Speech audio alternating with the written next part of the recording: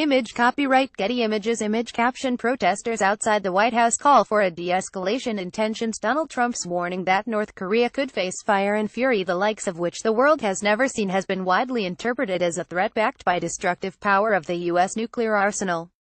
In case that message wasn't clear, the following morning the president boasted that U.S. nuclear weapons were far stronger and more powerful than ever before. "Hopefully we will never have to use this power," he tweeted, "but there will never be a time that we are not the most powerful nation in the world." The president's recent nuclear sabre-rattling shouldn't be viewed as an isolated incident, however. Mr. Trump has displayed a keen interest in the utility of atomic weapons for decades. Image copyright Getty Images. It's part of a political worldview that has long since solidified into firm beliefs for the septuagenarian. His thoughts on trade have been influenced by the American industrial might of the post-World War II era. His demographic views of the nation hark back to an ethnic homogeneity that has long since vanished. And his thoughts on atomic weaponry reflect a certain strain of Cold War arms race enthusiasm and diplomatic brinkmanship.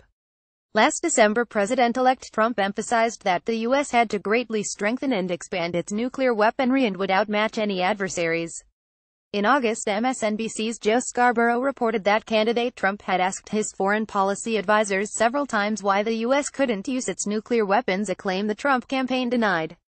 The report, however, followed on the heels of an April 2016 town hall forum exchange between Mr. Trump and MSNBC's Chris Matthews, who asked him why he had refused to categorically rule out the use of nuclear weapons. Would there be a time when it could be used? Trump replied, Possibly. Image copyright Getty Images. When pressed on the risks of openly talking of using nuclear weapons, Mr. Trump said, "Then why are we making them? Why do we make them? The U.S. no longer makes new nuclear warheads. It maintains its current arsenal." He repeated that he is not going to take any of his cards off the table. Digging back further, in 1990 Mr. Trump gave an interview with Playboy magazine in which the topic of atomic weaponry came up. "I've always thought about the issue of nuclear war. It's a very important element in my thought process," Mr. Trump said.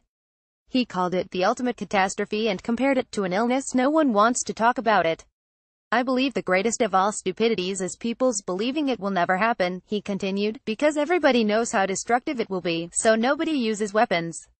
What expletive. Image copyright Getty Images Image caption U.S. troops regularly hold training drills with South Korea. In 1984, at the height of the Cold War, Mr. Trump even told a Washington Post interviewer he wanted to be put in charge of U.S.-Russia nuclear arms negotiations. "It would take an Iran to have to learn everything there is to learn about missiles," Mr. Trump said. "I think I know most of it anyway."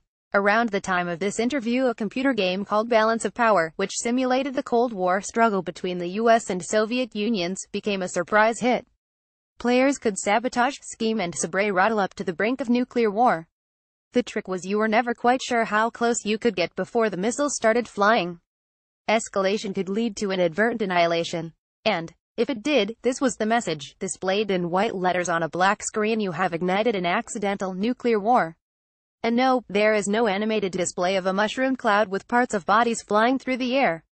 We do not reward failure. Immediate playback is unsupported on your device. Media caption Guam beachgoers unfazed by North Korea threats. If Mr. Trump's past comments are any guide, he appears to be making the calculus that the U.S. nuclear arsenal is ineffective if adversaries don't believe the nation is willing to pull the trigger.